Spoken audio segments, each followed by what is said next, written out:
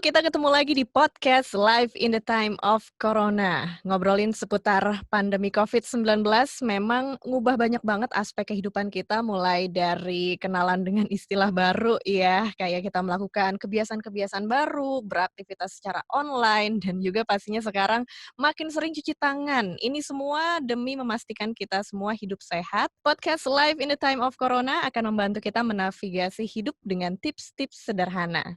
Saya Ines Nirmala, kali ini kita akan bahas topik soal siasat aman bersosialisasi. Dan podcast kali ini kita juga berkolaborasi bareng sama podcast Relatif Perspektif.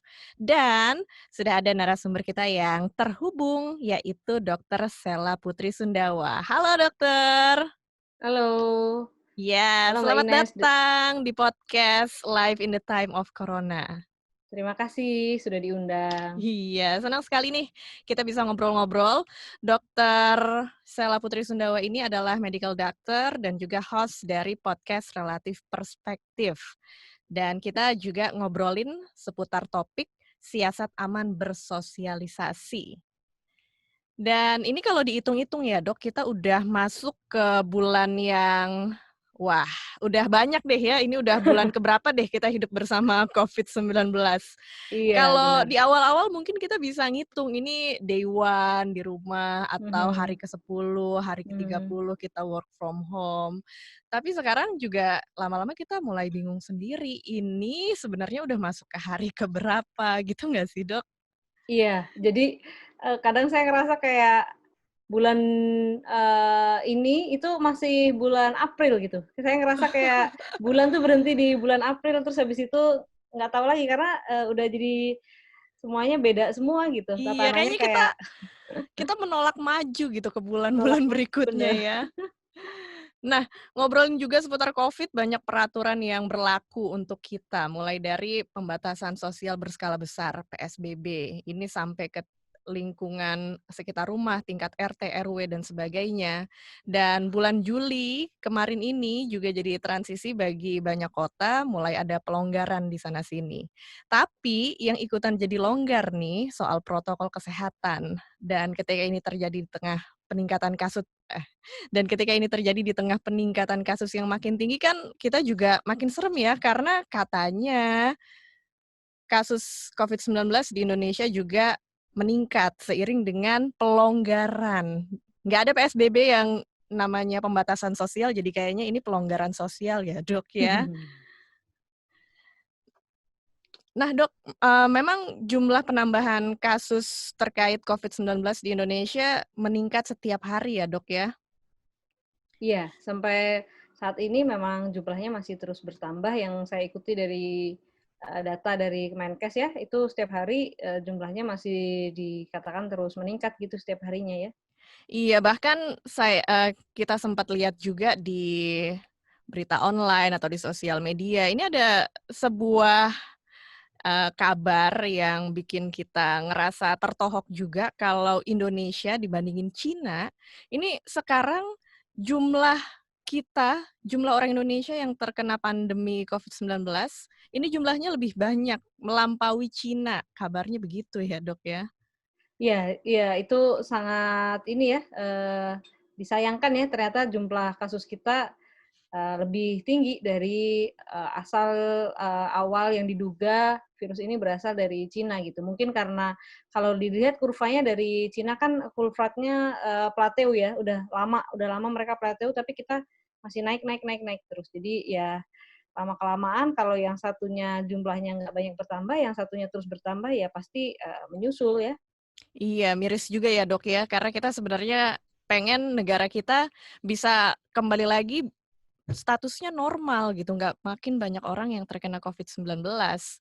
Mhm, Nah, iya, ngobrolin mhm. juga sekarang kita kan udah masuk ke masa new normal nih, kenormalan baru.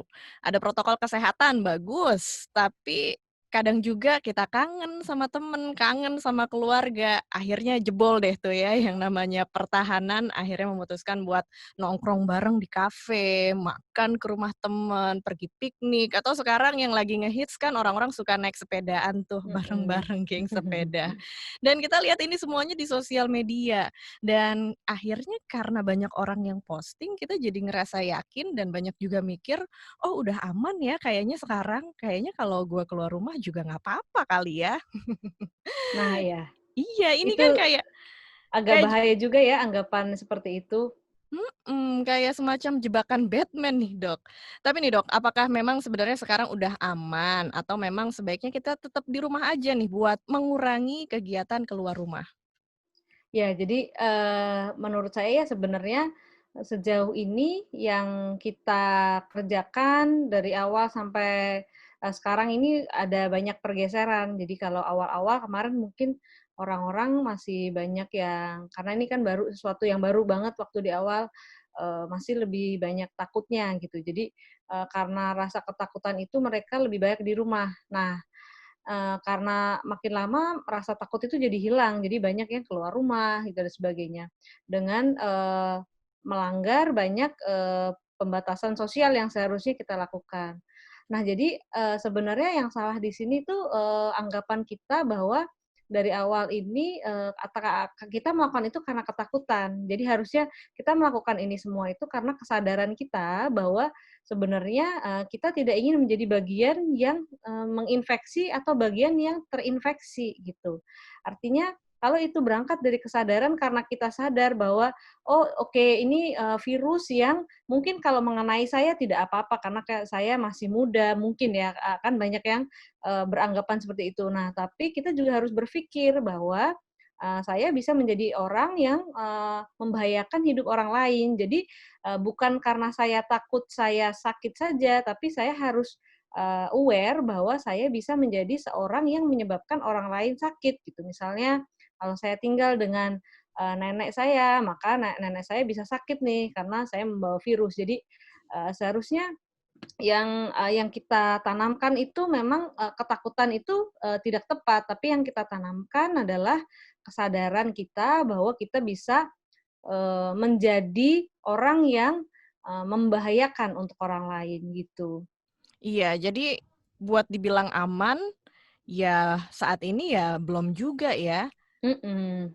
Kita Karena, mesti waspada juga ya, Dok, ya? kondisi, ya selama jadi kan, nah yang namanya wabah baru ya, nah ini susahnya virus, corona itu kan dia wabahnya dia cukup, infeksius dan, orang yang terkena itu dia, ada yang, sifatnya gejalanya hanya ringan sehingga dia, mobilisasinya itu masih banyak keluar rumah, bisa ke mana-mana gitu.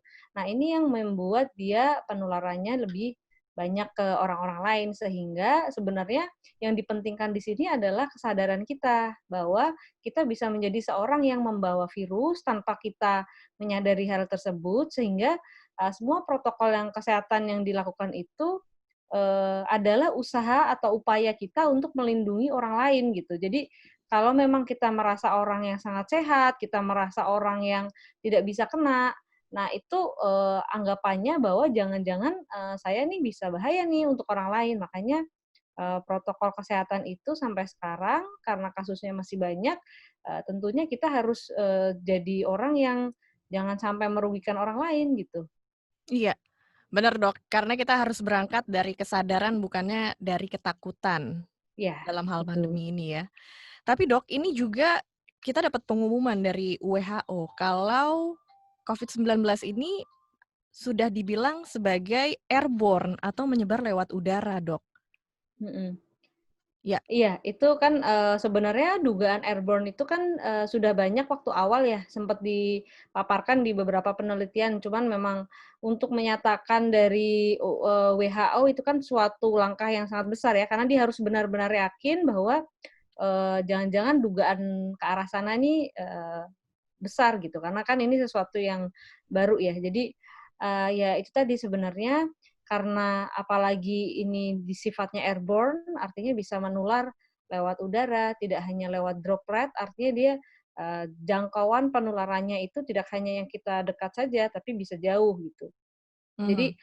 itulah makanya akan semakin penting lagi pembatasan sosial. Artinya, pembatasan sosial tersebut artinya kita, kalau berinteraksi dengan orang harus lebih berhati-hati. Bukan artinya, apa namanya, kita harus, apa namanya, sama sekali misalnya ada yang harus bekerja, yang, kerjanya tidak bisa work from home, harus bekerja di luar, maka ya itu kan, mereka tidak ada pilihan ya.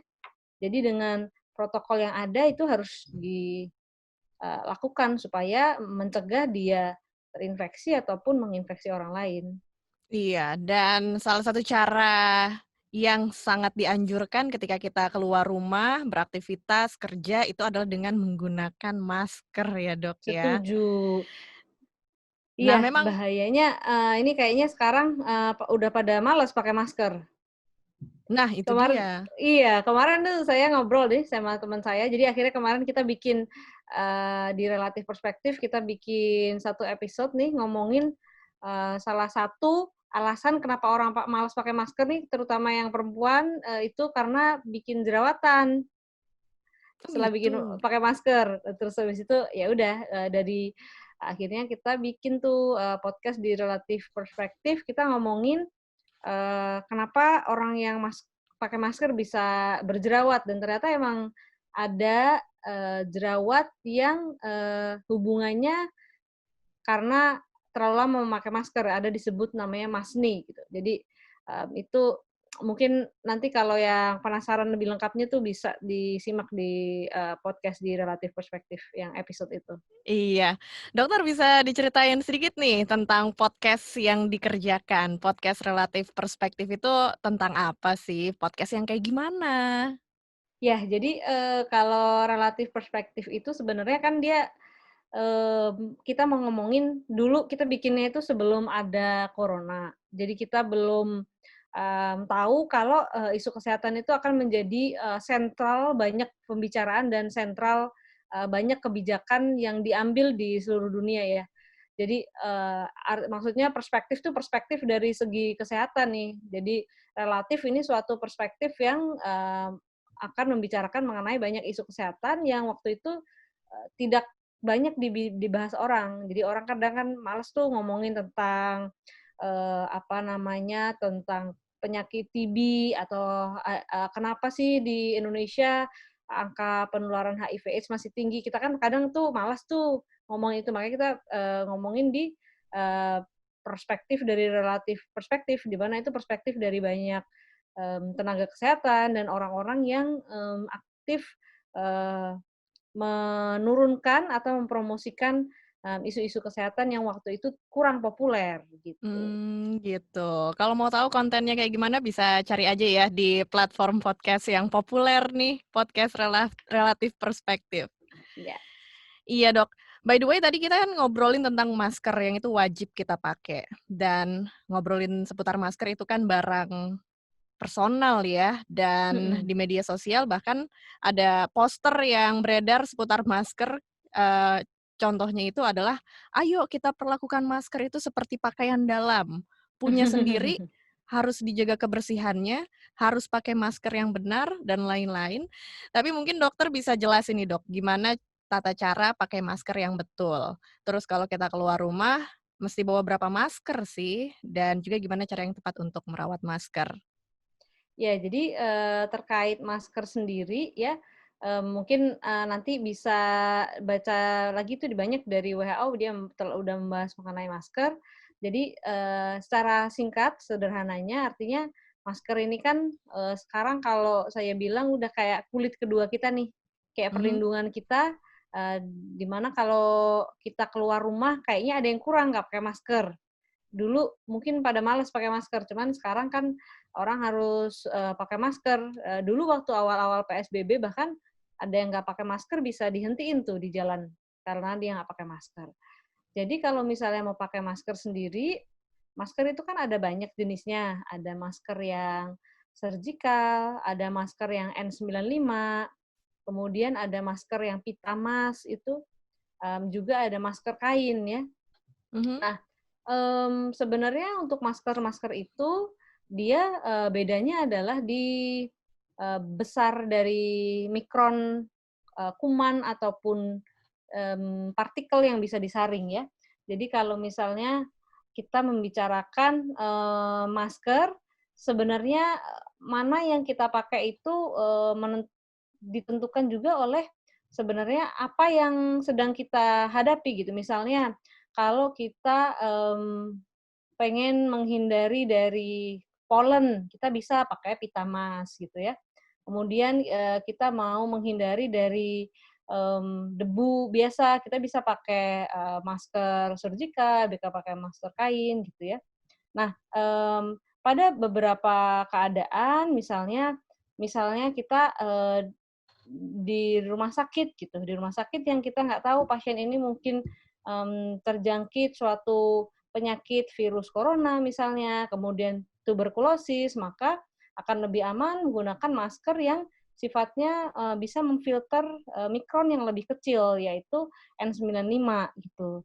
Nah, tapi N95 ini dia berbeda dari, masker yang lain karena dia sifatnya, satu dia harganya lebih mahal, kemudian dia lebih tidak nyaman, sehingga untuk penggunaan sehari-hari itu dia, lebih, eee, kurang banyak dipakai karena tidak nyaman tadi. Dan, sebenarnya untuk keperluannya juga ini, N95 itu lebih disarankan untuk petugas yang, medis, yang frontliners karena interaksi yang terjadi itu lebih dekat, kemudian di ruangan indoor, di mana ruangannya tersebut, ventilasinya biasanya, mmm, kurang baik untuk mengeluarkan partikel-partikel, gitu. Oke. Nah, Dok, walaupun sekarang kita memang udah diperbolehkan untuk berkegiatan atau ketemu sama orang lain, tapi aman nggak sih kalau kita menerima tamu di rumah kita? Mungkin ada caranya bagaimana supaya aman kalau kita mau menerima tamu di rumah kita atau ada saudara yang mau datang, ada do's and don'ts-nya mungkin nih, Dok? Ya, jadi, kalau kita mengundang seseorang di rumah kita ya, sebenarnya sebelum pandemi ataupun sesudah pandemi kan kita harus tetap waspada ya. Mau dulu zaman belum ada corona, mau sudah ada corona kan kita tetap harus hati-hati nih. Nah, apalagi sekarang, pada saat sekarang, banyak, pandemi, dan kita juga belum tahu apakah orang yang kita undang tadi cukup aman, ini yang sebenarnya udah harusnya kita kerjakan sejak zaman dulu, sebelum ada pandemi ini. Satu, kalau mengundang, orang ke rumah kita, artinya kita, rumah, itu, secara apa namanya ya, secara, sederhana, ventilasinya harus baik. Artinya kalau rumah kita, ventilasinya tidak sehat, mau kita undang orang ataupun tidak undang orang, itu maka kemungkinan kita akan sakit, terutama penyakit respiratori atau penyakit, paru-paru, pernafasan, itu kan makin besar ya. Jadi sebenarnya syaratnya rumahnya dulu nih, apakah ventilasinya cukup baik, kemudian, apakah cahaya matahari bisa masuk ke rumah tersebut, karena itu, penting sekali untuk sirkulasi udara. Jadi walaupun kita nggak ada tamu pun, itu harus tercukupi dulu untuk ventilasi, kemudian, apa namanya, sinar matahari gitu ya. Kemudian kalau misalnya, eee, area rumah, maka kita ngomongin, berapa banyak orang yang ada di situ dan, berapa banyak, berapa luas dari, area tersebut gitu. Jadi kalau misalnya nih rumahnya, ukurannya sekitar 50 meter persegi tapi yang tinggal 9 orang. Nah itu kan sebenarnya, kurang aman juga karena pasti dia tidak bisa, membatasi ruang gerak. Jadi karena ruangannya terbatas pasti kan akan, interaksinya juga lebih sangat dekat ya, sehingga ketika satu sakit, pasti yang lain juga jadi sakit gitu. Jadi kita nggak bisa membatasi, hubungan tersebut. Nah, Iya. sehingga ketika kita misalnya, rumahnya, misalnya kita satu cuma cuma tinggalnya di kos-kosan nih, kos-kosannya udah gitu, apa namanya, kecil, tapi kita, kos-kosannya nggak ada ventilasinya, kita nggak dapet jendela misalnya. Nah, kalau kita ngundang orang itu kan bahaya juga sebenarnya, gitu. Iya, Dok. Nah, di masa kenormalan baru ini atau new normal kan kita juga udah mulai kerja. Banyak pekerja yang juga menggunakan kendaraan umum dan ini di kendaraan umum sama seperti dokter jelasin tadi ya, seperti di rumah, di kendaraan umum kita juga sulit untuk melakukan physical distancing. Nah, gimana nih, Dok, cara amannya kita, terutama untuk orang yang menggunakan kendaraan umum? Perlukah kita bawa baju ganti gitu misalnya, atau bawa peralatan mandi sekalian, biar ke kantor kita bisa langsung mandi gitu ya, kuman-kumannya Mhm. hilang gitu? Nah, kalau ini tips ya, Mhm. artinya, ini mungkin bisa dikerjakan nggak cuman hanya waktu pandemi ini, waktu nanti setelah pandemi pun bisa dikerjakan. Kalau kita di jalanan ya, naik bis atau, kita naik, KRL, itu kan kita ketemu banyak orang tuh.